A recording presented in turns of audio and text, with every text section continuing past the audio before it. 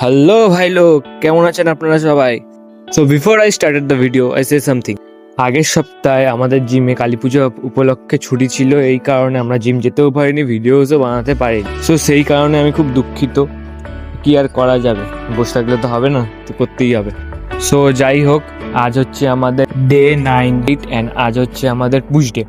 So chest compound মুভমেন্টের জন্য প্রথমে লাগিয়েছিলাম ফ্ল্যাট বেঞ্চ প্রেসের 3 সেট এবং আইসোলেশন মুভমেন্টের জন্য লাগিয়েছিলাম পেক ডেক ফ্লাইয়ের 3 সেট। তারপরে গেলাম শোল্ডারের কম্পাউন্ড মুভমেন্টের জন্য লাগিয়েছিলাম 3 সেট এবং আইসোলেশন মুভমেন্টের জন্য লাগিয়েছিলাম ল্যাটারাল রেজেসের 3 সেট। এরপর ধরলাম ট্রাইসেপের শর্ট হেডের জন্য লাগিয়েছিলাম রোপ পুশ ডাউনের 3 সেট এবং লং হেডের জন্য লাগিয়েছিলাম ওভারহেড এক্সটেনশনের 3 সেট। এই কটা করেই আমাদের আজকে ওয়ার্কআউট সমাপ্ত হয়ে গেছে। সো আজকের জন্য বেশ এইটুকুই, দেখা হচ্ছে পরের ভিডিওতে। আর তোমাদের সবাইকে বিলেটেড হ্যাপি দিওয়ালি।